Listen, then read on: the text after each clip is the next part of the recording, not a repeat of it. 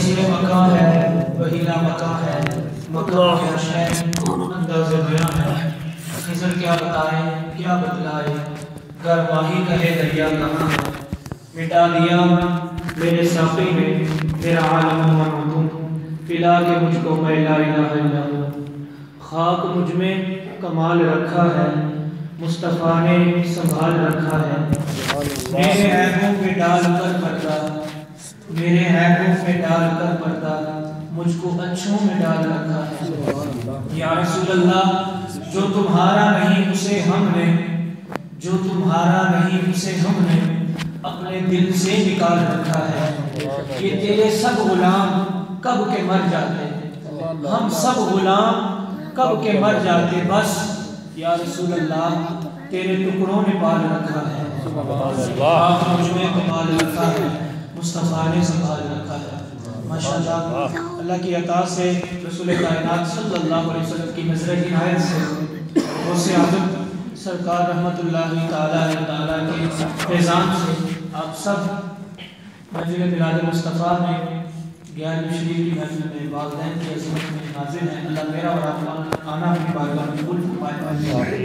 आला हज़रत की नात से 2 शेर सिर्फ बरकत के लिए, ताकि मिलाद भी हो जाए और या का जिक्र भी हो जाए। बड़ी तवज्जो के साथ आप बैठे सुने, इंशाअल्लाह आपका मज़ा भी आएगा। बाबा से बुलंद दुरूद व सलाम अलैहि सल्लल्लाहु अलैहि या रसूल अल्लाह।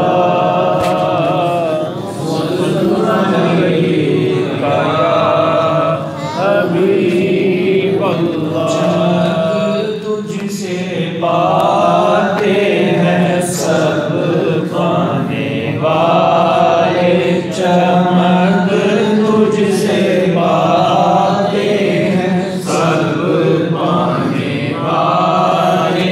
मेरा दिल की चमका दे चमकाने वाले, मेरा दिल की चमका दे चमकाने वाले।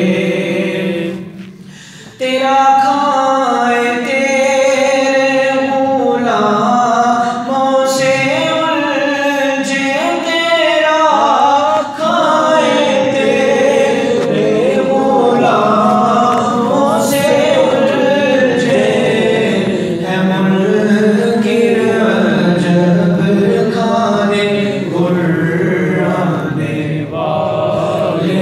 मेरा दिल भी चमका दे चमकाने वाले। तू जिंदा है अल्लाह, तू जिंदा है अल्लाह, तू जिंदा है अल्लाह, तू जिंदा है अल्लाह। मेरी चश्मे आलम से छुप जाने वाले, मेरा दिल भी चमका दे चमकाने वाले। माशाअल्लाह मोहब्बत और शौक़ की वजह से आप सब जमा हैं। मौजू 2 दिए गए हैं, गौसे आज़म सरकार रहमतुल्लाह अलैह और वालिदैन की अज़मत।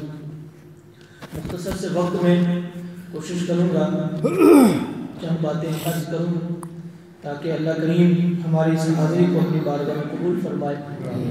दोनों मौजू ऐसे हैं कि उनके ऊपर कोई भी शख्स मुकम्मल गुफ्तगू नहीं कर सकता, लेकिन असल मसला ये होता है कि हुसूल बरकत, कि अल्लाह पाक बरकत के लिए उन अल्फाज में और उन अहादीस में, कुरान की आयतों में और वाक़यात में ऐसी बरकत अता फरमाए, हमारे दिलों की रौनक बन जाए और हम सीधी राह की जानिब आ जाएं। अल्लामा इकबाल ने कहा था, असर करे ना करे सुन तो ले मेरी फरियाद, असर करे ना करे सुन तो ले मेरी फरियाद, नहीं है दाद का तालिब ये बंदा आज़ाद। गुफ्तगू सुने, कोशिश करनी चाहिए कि गुफ्तगू सुने बंदा, असर कराने की कोशिश करे, वरना दाद लेना और देना ये मकसद नहीं होता, बल्कि अपनी इस्लाह करना मकसद होता है। और ये किराम की किस्मत बड़ी आला है। एक तकनीकी बात अल्लाह पाक ने इरशाद फरमाई, हल अता अलल इंसान हिन मिन अद-दहर लम यकुन शैअन मज़कूरा। इंसान के बारे में फरमाया एक वक्त ऐसा था कि इंसान मौजूद था लेकिन उसका जिक्र नहीं था, यानी पैदा होने से पहले था जरूर इंसान, रूह की शक्ल में हो या जैसा अल्लाह ने चाहा, लम यकुन शैअन मज़कूरा, लेकिन उसका जिक्र नहीं था। फिर अल्लाह फरमाता है पहले पारे में, सुम्मा युमीतुकुम सुम्मा युहयीकुम सुम्मा इलैहि तुरजऊन। फिर उसको हम मजबूर करते हैं, यानी दुनिया में पैदा करते हैं, फिर क्या होता है उसके साथ, फिर उसको मौत देते हैं, सुम्मा युहयीकुम, फिर उसको जिंदा करते हैं, सुम्मा इलैहि तुरजऊन। तीसरा मकाम यह है कि फिर उसको अल्लाह की जानिब लौटना है। यहाँ पर ये दोनों आयात मुक़द्दसा से दो बातें पता चली इल्म की। एक बात ये कि एक शख्स दुनिया से पहले आने से पहले होता ज़रूर है लेकिन उसका जिक्र नहीं होता। और दूसरी बात ये, दुनिया के अंदर दो तरह के शख्स हैं, एक जो दुनिया के अंदर चल फिर रहा होता है, कुछ ऐसे लोग होंगे जो अभी दुनिया के अंदर मौजूद हैं, सांस भी ले रहे हैं, खा पी भी रहे हैं, कारोबार भी कर रहे हैं, लेकिन उनका जिक्र नहीं है। आपकी ज़ुबानों पर, मेरी ज़ुबान पर उनका नाम नहीं है। अल्लाह पाक ने दुनिया वालों की ज़ुबान पर उनका नाम मज़कूर नहीं किया, लेकिन कुछ ऐसे होते हैं दुनिया के अंदर नहीं होते, वो दुनिया से जा चुके होते हैं। सुम्मा युमीतुकुम के मकाम पर अल्लाह ने उनको फायज कर दिया होता है, लेकिन फिर क्या होता है, दुनिया के अंदर ना चल फिर रहे होते हैं, ना कारोबार कर रहे होते हैं, ना उनके बीवी बच्चे हैं, कुछ भी नहीं करते, ना सांस ले रहे हैं, लेकिन अल्लाह उनको मरने के बाद सुम्मा युहयीकुम यानी जिंदगी का मकाम अता फरमाता है। वो कैसे, वो यूं कि अल्लाह फरमाता है फज़कुरूनी अज़कुरुकुम, तुम मेरा जिक्र करो, अज़कुरुकुम, मैं तुम्हारा जिक्र यानी तुम्हारे नाम को बुलंद कर दूंगा। जब वो दुनिया के अंदर होते हैं रब का नाम लेते हैं, फिर जब वो चले जाते हैं तो सुम्मा युहयीकुम, अल्लाह जिंदगी का मकाम ऐसे अता फरमाता है कि अज़कुरुकुम का मकाम इस तरह मिलता है कि वो दुनिया से जा चुके होते हैं लेकिन लोगों की जुबानों पर उनका नाम बाकी रहता है। वो क्यों, उन्होंने रब का नाम लिया, रब ने उनके नाम को बुलंद कर दिया। फिर अल्लाह फरमाता है छठे पारे में, फसौफा यअतिल्लाहु बिकौमिन युहिब्बुहुम व युहिब्बूना, अनकरीब अल्लाह ऐसी कौम को पैदा करेगा वो रब से मोहब्बत करते होंगे, अल्लाह उनसे मोहब्बत करता होगा। सुभान अल्लाह। बंदा तो रब से प्यार करने का दावा करता है, लेकिन अल्लाह फरमाता है मैं भी उनसे प्यार करता हूँ। वो कैसे? ये आयत करीमा सुनाने का मकसद ये है, लोग कहते हैं कुरान की बातें नहीं करते सुन्नी, कुरान आपको सुनाया इसलिए कि कुरान पाक से पता चले कि औलिया की अजमत क्या है। अब हदीस पाक बुखारी और मुस्लिम की मुत्तफक अलैह हदीस बड़ी मशहूर और मालूम, सरकार मदीना सल्लल्लाहु अलैहि वसल्लम ने इरशाद फरमाया, जब रब ताला किसी से मोहब्बत फरमाता है तो अल्लाह जिब्रील अलैहिस्सलाम को बुलाता है, फरमाता है जिब्रील दुनिया के अंदर एक बंदा है मेरा, बड़ी बंदगी मेरी करता है, रातों को उठकर मेरा नाम लेता है, रोज़े भी रखता है, मेरा नाम अपनी ज़ुबान पर रखता है, मैं उससे बड़ी मोहब्बत करता हूँ, ऐ जिब्रील तू भी उससे मोहब्बत कर। सुभान अल्लाह। और आसमान के फरिश्तों में ऐलान कर दे कि ऐसा बंदा है, ऐसा उसका नाम है, अल्लाह भी उससे प्यार करता है, मैं भी मोहब्बत करता हूँ, फरिश्ते तुम भी उससे मोहब्बत करना शुरू हो जाओ। जिब्रील अलैहिस्सलाम तमाम फरिश्तों में ऐलान कर देते हैं। फिर चंद फरिश्तों की ड्यूटी लगती है, वो ड्यूटी क्या लगती है, उनको ज़मीन में उतार दिया जाता है।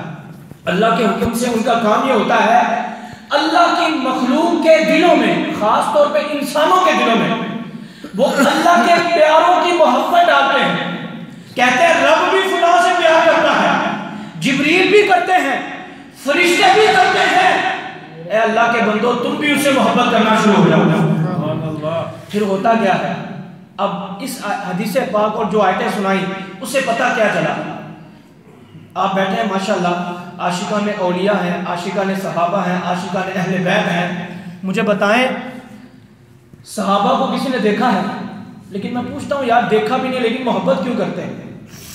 औलिया किराम में से गौसे आजम को किसी ने देखा है? अल्लाह ज़ियारत अता फरमाए, लेकिन प्यार क्यों करते हैं? ख्वाजा मोइनुद्दीन चिश्ती अजमेरी का नाम क्यों लेते हैं? ख्वाजा निज़ामुद्दीन औलिया से मोहब्बत क्यों करते हैं? इन औलिया किराम को हमने देखा नहीं लेकिन प्यार क्यों करते हैं? लेकिन जब आयत करीमा पढ़ते हैं और इस हदीस पाक पर गौर करते हैं तो पता चलता है कि हम औलिया किराम से रब के बंदों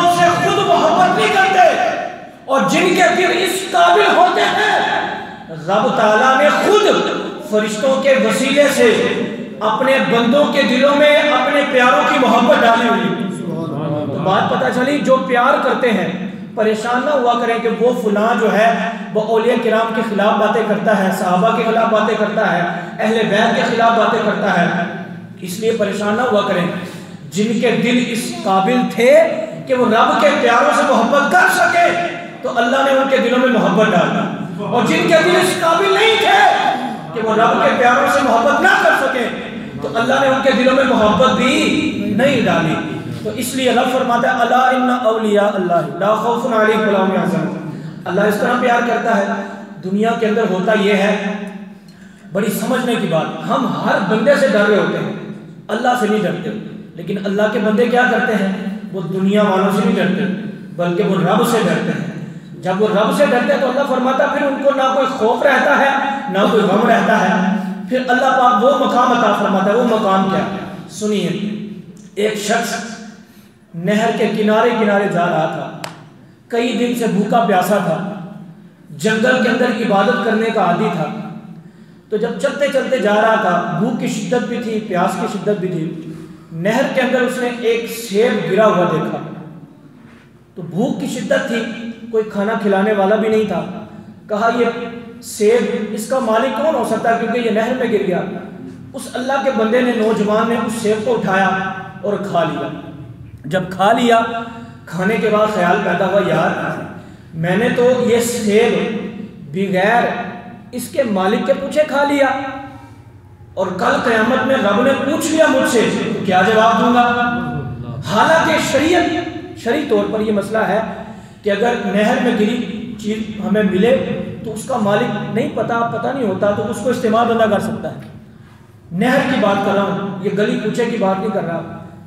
शरीयत की तरफ से कोई पकड़ नहीं थी, लेकिन जो मुत्तकी परहेजगार होते हैं, जो अल्लाह से डरने वाले होते हैं, और मियां मोहम्मद बख्श रहमतुल्लाह अलैह ने यूं फरमाया, क्योंकि कल क़यामत का दिन होगा ना, जो रब के से डरने वाले होते हैं वो हर चीज से डरे होते हैं कि अगर अल्लाह ने कल क़यामत में अदल इंसाफ कर दिया तो फिर क्या जवाब देंगे।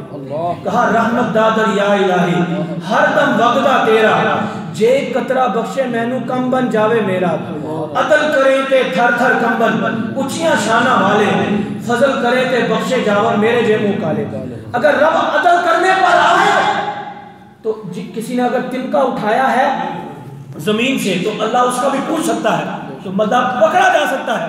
अगर फजल करने पर आए तो बड़े बड़े गुनाहगारों को भी बख्श देता है। अब ख्याल पैदा हुआ, रब ने पूछ लिया कल क़यामत में तो अल्लाह को क्या जवाब दूंगा, और शेर का तो जवाब बननी पड़ेगा। कहा जो दुनिया में इसका मालिक है उससे माफी मांग लेता, हो सकता है अल्लाह माफ फरमा दे। नहर के किनारे किनारे चलते जाते हैं, शायद हो सकता है कोई बाग मिले रास्ते में। चलते जाते हैं तो रास्ते में एक बाग नजर आया, उसकी टहनियां नहर के अंदर झुकी हुई थी। सोचा यही जरूर बाग होता है, हो सकता है कि जहां से सेब गिरा होगा। बाग के अंदर गए तो एक काम करने वाला काम कर रहा था, उससे पूछा बाग का मालिक कौन है। कहा वो तो शहर गए हैं। कहा उनसे मिलना चाहता हूँ, क्या काम है। इस तरह काम है, सेब मैंने खा लिया तो मैं माफी मांगने आया हूँ। वो काम करने वाला भी हैरान हो गया, यार अजीब बात है, यहाँ पर तो लोग जमीनों पर कब्जा कर लेते हैं, यहाँ तो बाग के बाग छीन लेते हैं, एक सेब की माफी कराने के लिए ये नौजवान आया है। मालिक का पता बताया तो वो नौजवान उस मालिक के पास चला गया जो बाग का मालिक था। कहा माफी मांगने आया। किस चीज की माफी। एक सेब इस तरह खा लिया था, मुझे माफ कर दें। अगर कल क़यामत में रब ने पूछ लिया ना, ये मेरे लिए आपके लिए एक एक लफ्ज काबिल तवज्जो है। आज हमारी हालत क्या है, लेकिन अल्लाह के बंदों की हालत क्या थी। कहा एक सेब की माफी दे दे, कल क़यामत में रब ने पूछ लिया ना तो क्या जवाब दूंगा। वो भी अल्लाह के वली थे, उन्होंने नजर जमा कर देखा, नौजवान हसीनो जमील लगता है, जुबान में मिठास भी है, और खौफे खुदा इतना है कि एक सेब माफ कराने के लिए आ गया। साथ ही कहा इस नौजवान का इम्तिहान लेता हूं। कहा तुम्हें मैं एक सेब माफ नहीं करूंगा। ये नौजवान और परेशान हो गया। कहा चाहे उसका बदला ले ले, जो कीमत है वो ले ले, मुझे माफ कर दे। कहा नहीं माफ करूंगा। कीमत भी दोगे फिर भी माफ नहीं करूंगा। कहा कौन सी शर्त है कि जिस शर्त पर आप माफ करेंगे। कहा मेरी एक शर्त है, वो ये कि तुम मेरे बाग में 12 साल तक रखवाली रखो। मेरे बाग में जो दरख्त हैं, पौधे हैं, उनको पानी लगाओ, दिन रात मेहनत करो। जब 12 साल हो जाएंगे फिर सोचूंगा माफ करना है कि नहीं करना। अब नौजवान जो एक सेब माफ कराने आया था, सोचा यार एक सेब, उसकी सजा इतनी बड़ी कि 12 साल मुझे इस बाग की रखवाली रखनी पड़ेगी। फिर दिल ने सोचा और फैसला ये किया, यार 12 साल तो गुजर जाएंगे, लेकिन कल क़यामत में रब ने पूछ लिया तो जवाब नहीं दे सकूंगा। कहा 12 साल जो है ना वो कर लेता हूँ, माफ़ी मिल जाएगी तो अल्लाह भी माफ़ कर देगा। अब ये नौजवान नौकरी करना शुरू हो गए, पानी लगाते हैं, दिन को भी मेहनत करते हैं, रात को भी ख्याल करते हैं, हत्ता कि 12 साल गुजर जाते हैं। 12 साल गुजरते हैं, नौजवान फिर मालिक के पास आए, आकर कहा हजरत अब माफ़ कर दें। कहा अब भी माफ़ी नहीं मिलेगी, मेरी एक और शर्त है। कहा आपने खुद ही कहा था कि 12 साल के बाद माफ़ कर दूंगा। आपने कहा मैंने कहा सोचूंगा 12 साल के बाद भी। कहा अब क्या शर्त है? कहा अब मेरी ये शर्त है, मेरी एक बेटी है जो आंखों से अंधी है, कानों से सुन नहीं सकती और पाँव से चल नहीं सकती, हाथ उसके सलामत नहीं है, जुबान से बोल नहीं सकती। अगर तुम उसके साथ निकाह कर लोगे तुझे माफ कर दूंगा। अब नौजवान ने कहा ये क्या बात, ये अजीबोगरीब दास्तां है।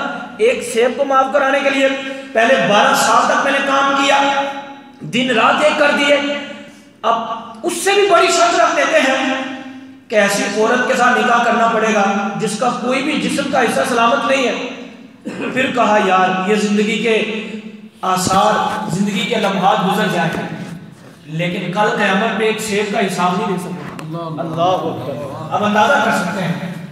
अब निकाह हो जाता है, तैयार हो जाते हैं। निकाह जब हुआ, शाम के वक्त अपनी जोजा के कमरे में जाने लगे तो कहा अस्सलाम वालेकुम रहमतुल्लाह। जब सलाम कही ना तो आगे से जवाब आया वालेकुम अस्सलाम रहमतुल्लाह। ये खौफे खुदा का फिर गलबा आया, ये बाहर वापस आ गए।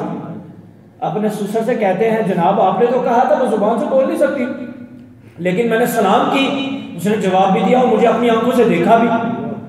आपने तो कहा था कि उसका जिस्म का हिस्सा कोई सलामत नहीं है।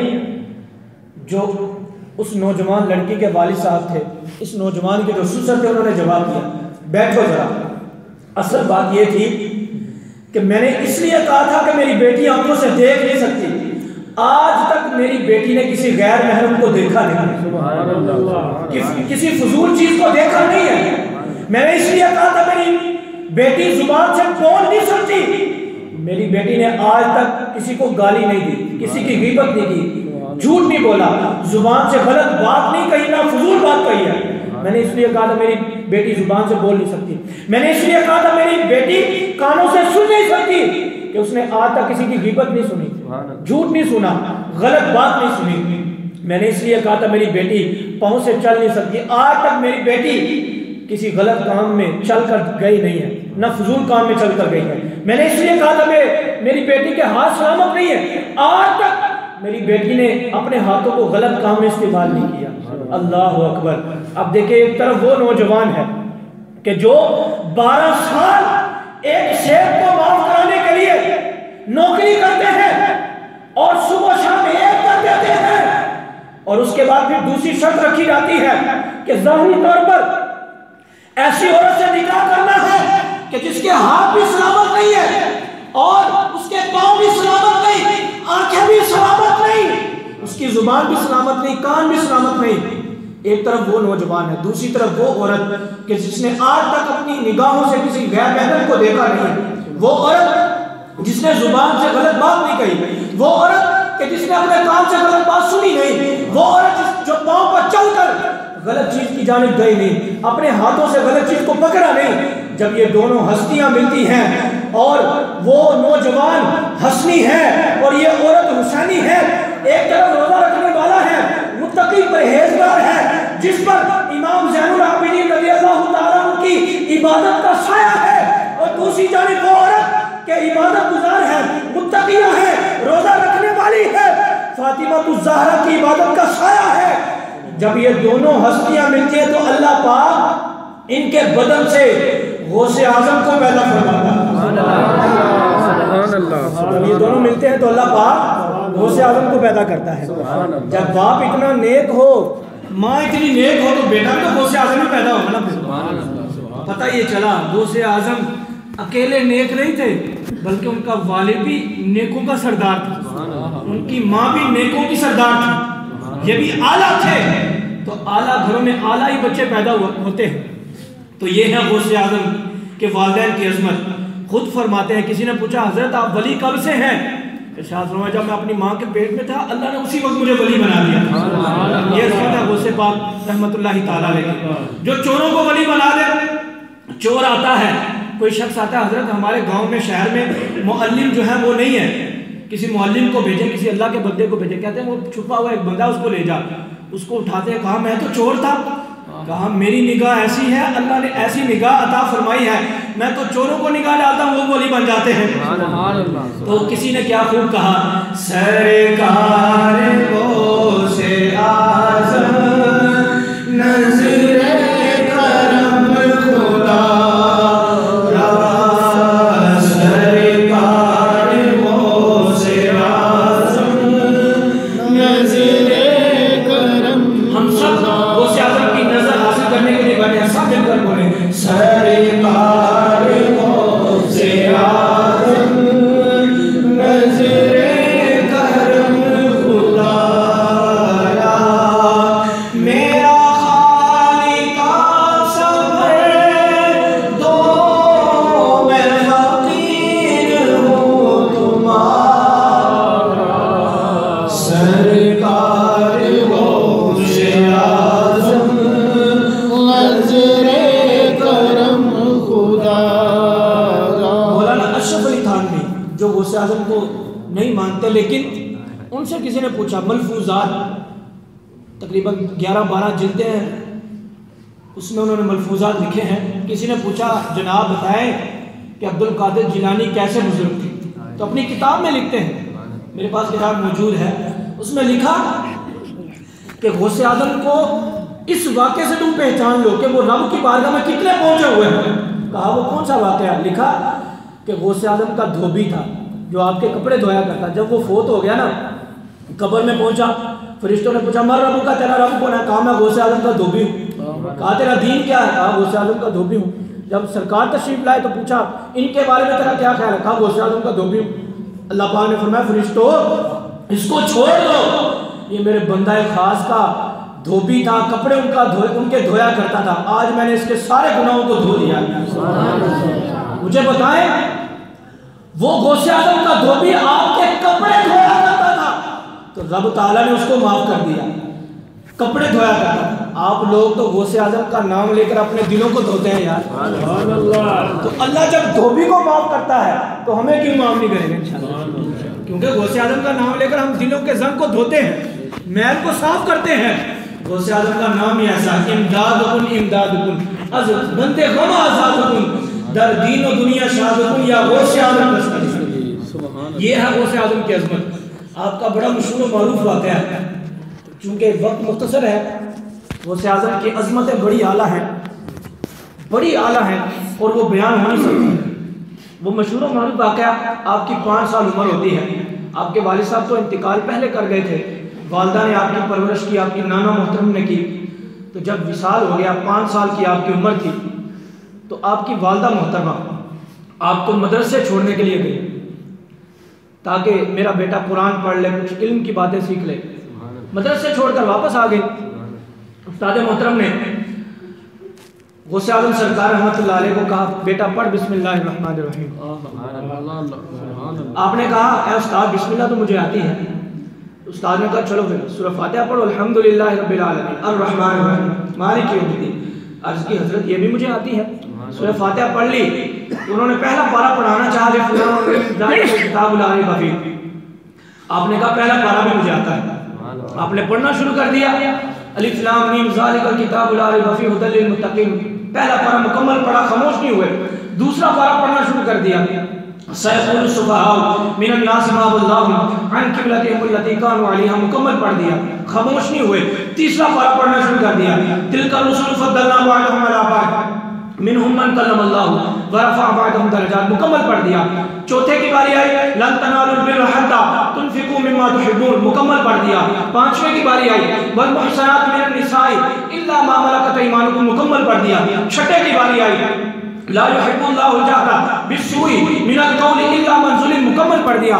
सातवें की बारी आई व इज़ा समिअू मा उनज़िला इला रसूल तरा अयुनहुम मुकम्मल पढ़ दिया। नौवें की बारी आई वलो अन्ना, आठवें की बारी वलो अन्ना नज़लना इलैहिल मलाइका मुकम्मल पढ़ दिया। नौवें की बारी आई क़ालल मलाउ लज़ीना इस्तकबरू मिन कौमिहि लनुखरिजन्नका या शुऐब मुकम्मल पढ़ दिया। 10वें की बारी आई वअलमू अन्नमा गनीमतुम मिन शैइन फअन्ना लिल्लाहि खुमुसहु मुकम्मल पढ़ दिया। 11वें की बारी आई यअतज़िरूना इलैकुम इज़ा रजअतुम इलैहिम कुल ला तअतज़िरू मुकम्मल पढ़ दिया। 12वें की बारी आई वमा मिन दाब्बतिन फिल अर्दि इल्ला अलल्लाहि रिज़्कुहा मुकम्मल पढ़ा। 13वें की बारी आई वमा उबर्रिउ नफ्सी इन्न नफ्सा लअम्मारतुन बिस्सू मुकम्मल पढ़ा। 14वें की बारी आई रुबमा यवद्दुल लज़ीना कफरू लौ कानू मुस्लिमीन मुकम्मल पढ़ा।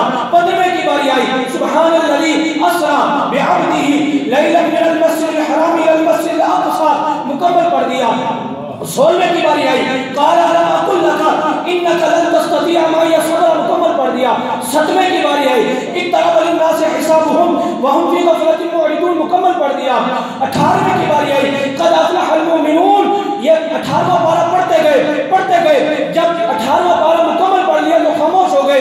उस्ताद मोहतरम ने कहा बेटा तेरी माँ ने तो कहा था आज तेरा मकतब में मदरसे में पहला दिन है, तूने 18 पारे जुबानी सुना दिए। कहा मेरी माँ ने सच कहा, मेरी माँ झूठ नहीं बोल सकती, मेरी माँ ने सच कहा, आज मेरा मकतब में पहला दिन था। उस्ताद ने पूछा फिर बताओ कि 18 पारे जुबानी कहाँ याद किए? अर्ज की मैं अपनी माँ के पेट में था, माँ के बदन में था। मेरी माँ 18 पारों की हाफिजा थी। जब वो झाड़ू देती तो कुरान की तिलावत करती, जब वो सो के उठती तो कुरान की तिलावत करती, जब वो सोने लगती तो कुरान की तिलावत करती, आटा गूंथती तो कुरान की तिलावत करती। रब ने मुझे इतनी अज़मत अता फरमाई, मैंने माँ की तिलावत कुरान को सुनकर माँ के पेट के अंदर 18 पारों को जुबानी आ गया। पता ये चला जो माँ के बदन में इतनी अज़मतें रखता है तो बाद में कितनी अल्लाह ने अज़मतें अता फरमाई। फिर यहाँ बात एक पता चली कि जिनकी माँ रातों को उठकर कुरान की तिलावत करती हैं उनके बेटे भी गौसे आज़म जैसे पैदा होते हैं। जिनकी माएँ रातों को उठकर अल्लाह अल्लाह करने वाली होती हैं उनके बेटे भी ताता अजमेरी जैसे पैदा होते हैं। जिनकी माएँ उठकर रात को रब के खौफ की वजह से रोती है तो रब ताला उनको बेटे भी ख्वाजा मोइनुद्दीन चिश्ती अजमेरी जैसे अता फरमाता है। जिनकी माएँ रब की बारगाह में इबादत करने वाली, दिन को रोज़ा रखने वाली होती हैं उनके बेटे भी फिर बाबा फरीद जैसे पैदा होते हैं। जिनकी माएँ इश्क़ रसूल रखने वाली होती है, मोहब्बत इलाही के साथ साथ मोहब्बत रसूल, मोहब्बत सहाबा, मोहब्बत अहले बैत और मोहब्बत औलिया रखने वाली होती है, उनके बेटे भी फिर आला हज़रत जैसे पैदा होते हैं। सुभान अल्लाह। ये है अल्लाह के बंदों की अज़मत। लेकिन आजकल होता क्या है, माँ जो है वो टीवी देख रही होती है, ड्रामा चला, सास बहू की दास्तानें देख रही है, गाने सुन रही है, साथ बच्चे को लोरी भी दे रही है। जब लोरी इस तरह दी जाए कि गाने सुनते हुए, ड्रामा देखते हुए, फिल्म देखते हुए, फिर बच्चा कभी नमाजी नहीं बनेगा। जब हम सोचते कि हमारा फर्मा बरदार बच्चा बन जाए, हम ये सोचते हैं, हम ख्याल ये करते हैं हमारी बात माने। हमने अपने बेटे को, अपनी बेटी को रब का फर्मा बरदार नहीं बनाया तो हमारा कैसे बनेगा? तो ये हमारी दास्तानें हैं। जब हम अपने बच्चों को दुनियावी मामलात को सामने रखकर पालेंगे, बड़ा करेंगे, बच्चे कभी बड़े होकर जब मुअज्जिन अजान देता है या इमाम साहब जुम्मे को तकरीर करते हैं उस वक्त वो आकर नहीं बैठेगा। क्यों? उसकी तरबियत ही ऐसी नहीं हुई। ये तो वालिदैन की बात है, लेकिन यहाँ पर औलाद के लिए, क्योंकि वालिदैन की शान के बारे में भी कहा गया, एक दो बातें साथ ही अर्ज़ कर देता हूँ कि वालिदैन की भी बड़ी अज़मत है, उनकी भी बड़ी शान है। गौसे आज़म सरकार रहमतुल्लाहि ताला अलैह की वालिदा ने आपको नसीहत की, बेटा कभी झूठ नहीं बोलना। जब आप इल्म हासिल करने के लिए गए थे, रास्ते में डाकुओं ने आपको पकड़ लिया था तो 40 दिनार आपके पास थे, तो आपने झूठ नहीं बोला बल्कि खोल कर बता दिया ये मेरे पास है। तो आपकी करामत यह थी कि डाकुओं ने आपका ये सच सुनकर तौबा करके रब की बारगाह में बंदगी करने वाले बन गए थे। तो ये क्यों हुआ? अपनी माँ की फर्मा बरदारी करने की वजह से, माँ की इज्जत करने की वजह से। नबी पाक सल्लल्लाहु अलैहि वसल्लम सुलह हुदैबिया से जब वापस आए तो रास्ते में सहाबा के साथ एक कब्र के पास खड़े हो गए। जब कब्र के बाद खड़े हुए, दुआ मांगने लगे, साथ रोने लगे। सैयदना अबू हुरैरा कहते हैं आज तक हुजूर को मैंने इतना रोते देखा नहीं था, आप इतने रोए। लेकिन उस वक्त मैं पूछ ना सका, या रसूल अल्लाह ये किसकी कब्र है और आप रोए क्यों हैं? जब आप वहाँ से फारिग हुए तो मैंने अर्ज़ की, या रसूल अल्लाह सल्लल्लाहु अलैहि वसल्लम आप रोए क्यों थे और ये कब्र किसकी थी? हुजूर ने इरशाद फरमाया, अबू हुरैरा असल में ये मेरी माँ की कब्र थी। अर्ज़ की, या रसूल अल्लाह रोए क्यों? इरशाद फरमाया, काश, ये अल्फाज सुनने वाले हैं, काश आज मेरी माँ जिंदा होती, देखती कि उसका बेटा नमाज के वक्त जब अल्लाह अकबर कहता है ना तो हजारों की तादाद में उसकी इताअत करते हुए सारे लोग हाथ बांध देते हैं। तो मेरी माँ हुजरे में बैठकर देखती कि मोहम्मद की इतनी शान है। जब मैं चांद के 2 टुकड़े कर रहा था, काश मेरी माँ जिंदा होती, देखती बेटे की इतनी अजमत है, चांद भी इतना फरमा बरदार हो गया, काश मेरी माँ जिंदा होती। जब मैंने सूरज को वापस पलटाया था, मेरी माँ देख देख कर खुश होती कि मेरे बेटे को अल्लाह ने इतनी अजमत अता फरमाई। आज क्या होता है, वो इमामुल अंबिया होकर हसरत कर रहे, काश मेरी माँ जिंदा होती। आज हम सोचते हैं कि ये शाने, बाप को कुछ समझते नहीं, माँ को कुछ समझते नहीं, हम समझते हैं ये अजमतें, ये शाने मेरी वजह से हैं। नहीं नहीं, ये सब कुछ वालिदैन की वजह से। अगर वालिदैन की इज्जत नहीं की, कुछ भी कर लें, रब की बारगाह में हम कुछ नहीं है। वालिदैन की इज्जत करेंगे। एक और हदीस पाक जामिया तिर्मिज़ी के अंदर रिवायत है, ये भी बड़ी मशहूर रिवायत है। नबी पाक सल्लल्लाहु अलैहि वसल्लम मस्जिद नबी में तशरीफ़ फरमा थे। साहबा ने अर्ज़ किया, रसूल अल्लाह एक औरत आपसे मिलना चाहती है, बुढ़िया है, ज़्यादा उसकी उम्र है। आप सल्लल्लाहु अलैहि वसल्लम बाहर तशरीफ़ लाए, देखूँ वो कौन सी बुढ़िया है। तो आपने पहचान लिया, आपने बड़ी इज्जत की और इज्जत करते हुए मस्जिद में ले आए और बिठाया नहीं बल्कि चादर अपने लिए चादर ऐसे डाल के कहा इसके ऊपर बैठे। हुजूर ने अपनी चादरें अनवर बिछाई, उसके ऊपर बिठाया। कुछ राजो न्याज की बातें हुई, साहबा को नहीं पता नहीं ये बुढ़िया कौन है। राजो न्याज की बातें करने के बाद आप खड़े हुए, बाहर तक आपको छोड़कर जब वापस आए, साहबा ने इसकी, या रसूल अल्लाह इस औरत को हमने इससे पहले देखा नहीं था और आप इतनी अजमत वाले हैं। सोचे वो इमामुल अंबिया होकर जब वो आपकी आमद हुई थी, खाना काबा ने आपका इस्तेमाल किया था। बल्कि मौला जी कहते हैं एक बार मैं हुजूर के साथ जा रहा था तो मुझे आवाज आई, अस्सलाम वालेकुम या रसूल अल्लाह। चारों तरफ पहाड़ थे, मैं परेशान हुआ ये कौन है। इधर देखा कोई नजर नहीं आया, इधर भी नजर आया, पीछे ना आगे। मैंने अर्ज किया, या रसूल अल्लाह मुसलसल ये आवाज आ रही है अस्सलाम वालेकुम या रसूल अल्लाह, लेकिन मुझे कोई दिखाई नहीं दे रहा। हुजूर ने इरशाद फरमाया, मौला अली परेशान ना हो, असल में पहाड़ हमारा इस्तिकबाल करते हुए अस्सलाम वालेकुम या रसूल अल्लाह क्या है, जिनका इस्तिकबाल खाना काबा और पहाड़ करे, जिनके लिए दरख्त भी हाजिर हो जाए और फरिश्ते भी सलामी पेश करें, वो एक औरत का इस्तिकबाल कर रहे हैं। कोई